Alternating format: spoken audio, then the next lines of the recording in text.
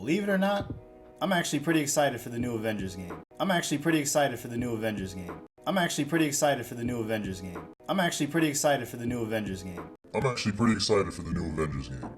Don't listen to this guy. He was on COVID-19 when he made this video. He obviously didn't make smart life choices.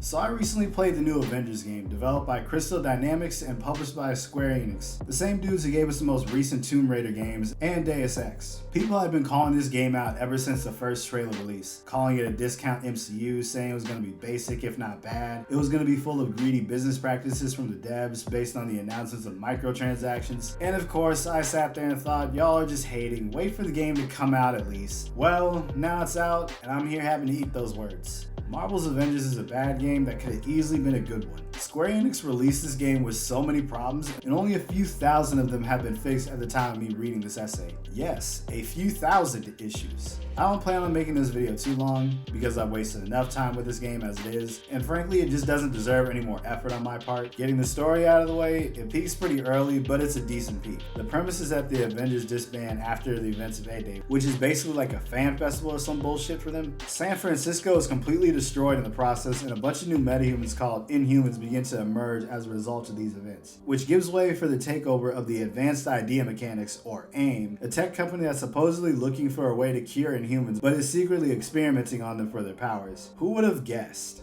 Captain America also dies when the helicarrier explodes. The story picks back up 5 years later with Kamala Khan, one of the fans who were present at the A-Day event, who also has inhuman abilities herself and is also trying to expose AIM for the corrupt organization they are. The beginning with A-Day was a pretty badass intro to the game. The Taskmaster boss fight isn't that great though. The banter between him and Black Widow is about all the levels of corny I'd expect. I've learned a new trick since we last met.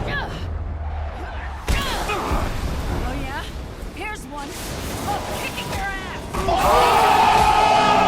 And it's a little too set piecey for me. Kamala Khan is a decent character to follow. Her overzealous fangirl shtick gets really old after a while, but I get what they were trying to do with her character, and she's overall a likable character regardless. The other Avengers have decent voice work and some good moments in the story too. Do the Avengers pose a danger to society? That was the question, Bruce.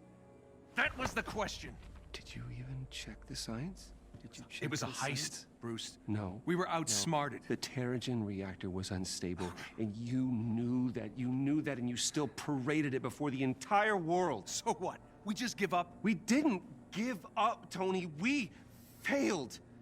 At least I can admit that. However, they aren't given too many moments that make these iterations of the characters memorable once the story is done. You think a story about the Avengers losing to the bad guy would be more character driven, but they said fuck all that. Damn.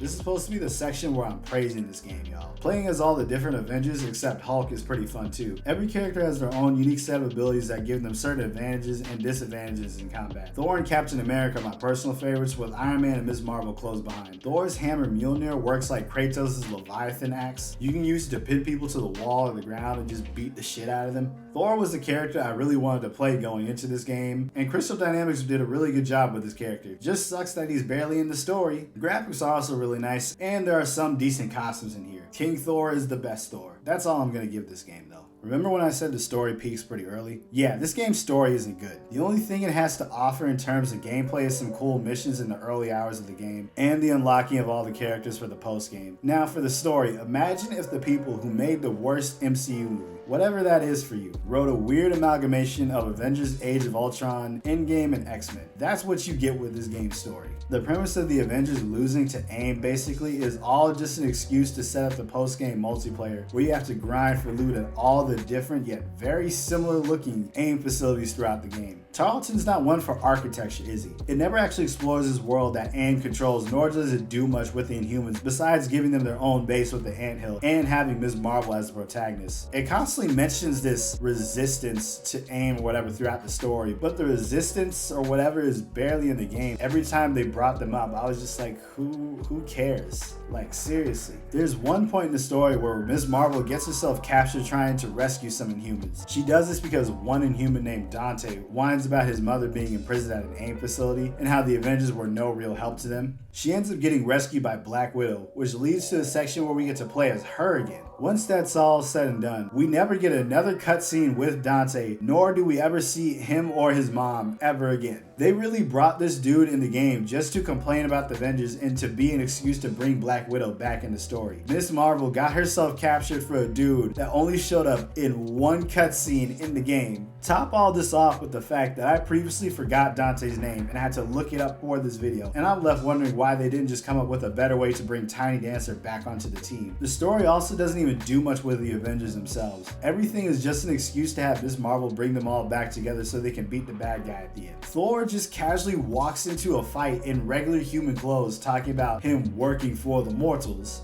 and the game never bothers to bring that up again. I don't care if it explains it in an audio file or some bullshit either. Seriously, Thor is barely in the story. All they do is give him a series of side missions where Loki pretends to be him. Yeah, huge plot twist. The dude pretending to be Thor was Loki pulling some dastardly scheme. Who would have fucking thought? Besides him, the other Avengers still don't have much to do. They even have one cutscene where they all break up again with Tony and Hulk getting into a fight. Then in that same cutscene, Ms. Marvel has some dopey speech about all of them being superheroes and needing to save the world, and how they're at the part in the script where they need to come back together, and then everything is fine. Bruce and Tony apologize to each other, everything's fine. No lasting emotional conflicts amongst characters here, y'all. If you were gonna waste our time with this, the least you could have done is shown the Iron Man and Hulk fight. I bring this up because it shows that nothing from the story will surprise you, and everything has to be brought back to the same status quo for this game, so we can have the epic finale where all the Avengers assemble and beat the bad guy, like every superhero story. Is it really a spoiler for me to say Captain America is still alive? Were you really convinced that this man was gonna stay dead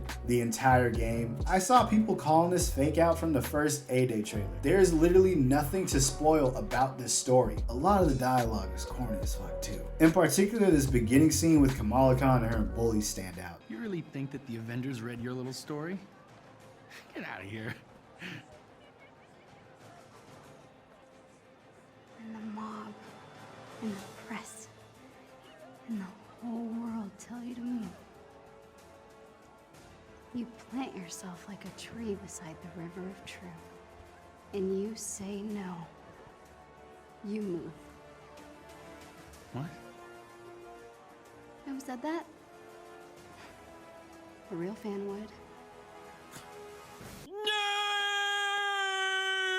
I have never wanted a superhero protagonist to be bullied so badly. I know from real life experience, in particular with my brothers, if you try to pull off those superhero fighting moves and quotes you see in movies in real life, it only ends with people either laughing in your face or just roasting you for being so lame. Or in my case, it just ends with you in a headlock and calling for parental interference. Having the two teams just play off the whole thing like they could care less about Kamala here makes more sense anyway. It'd be a great way to still establish Kamala Khan's admiration for the Avengers while playing the scene out in a way that doesn't leave us wondering how two teenagers would just let themselves be punked out by one nerdy ass kid. It could also be a nice character building moment for her just having to take that L. Captain America could still come in and cheer her up with the comic book at the end. Another thing that sucks about this story is the lack of fun boss fights here. Emphasis on fun. Remember seeing Abomination, Taskmaster, and MODOK in the trailers? Well, you've seen all the supervillains you fight in this game. No, seriously, there are only 3 real supervillains that you fight in an Avengers video game. Besides those 3, all the bosses are the Avengers fighting some robot, and these bosses repeat in some of the other missions too, so they get tired real fast. Worst part is that the final MODOK boss ends in a quick time event, and the other 2 also become repeat bosses in the post game. You have Ms. Marvel go giant size in the climax of the game, and you don't think players would actually want to play this fight out? And to add insult to injury, the Taskmaster and Abomination repeat bosses just suck.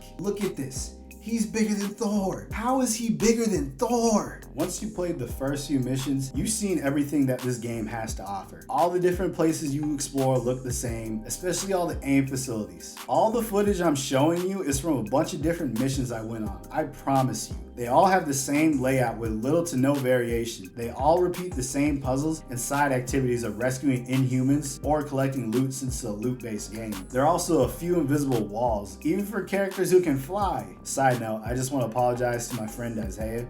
There's finally another game where we have flying characters, and it's this bullshit. If they're not gonna put any real effort into their map design, then I honestly don't care to see any new areas added to the game. The combat and mission structure is repetitive as hell too. It's always go here and hack this thing, or destroy this machine, or take this elevator to a place where you have to hack or destroy this machine. This game has so many damn elevators, during which the game will spawn waves on top of waves of enemies to throw at you. You mostly fight a bunch of faceless aimbots and foot soldiers. They never change how they fight, and they're all just really boring enemies overall, especially since they're enemies you fight throughout the entire game. How do you make every Avenger, except Hulk, really fun to play but fail to give them any cool enemies to fight? Every combat encounter becomes this mess of random shit flying all over the screen, and the game failing to keep up with it, with the frame rate dipping to the point where this shit might as well be stop motion. There were so many times where the frame rate dipped so bad that I couldn't even properly respond to some of these attacks being thrown at me. Expect to get hit by a lot of random projectiles from off screen that the game sucks at warning you about. This game was plagued with bugs and glitches during the beta. Plenty that I saw and experienced firsthand were having to reload a checkpoint as Hulk, the Hulk Buster glitching out the first time I tried to use it. This bullshit seriously froze on me. Frame rate issues I just brought up, and I fell out of the map on one mission. Now, of course, it was just a beta, and they had time to iron these issues out before the game's release, right? Right? Fuck no, baby! The 1,000 issue patch I mentioned earlier is really recent. If you're wondering if it made the game playable, spoiler alert, barely. I still had trouble finding a match, and the quick match option is no longer available. That, and for some reason, I still have to travel to the different hideouts in the game when I'm at the war table, when I'm already at that hideout in the game.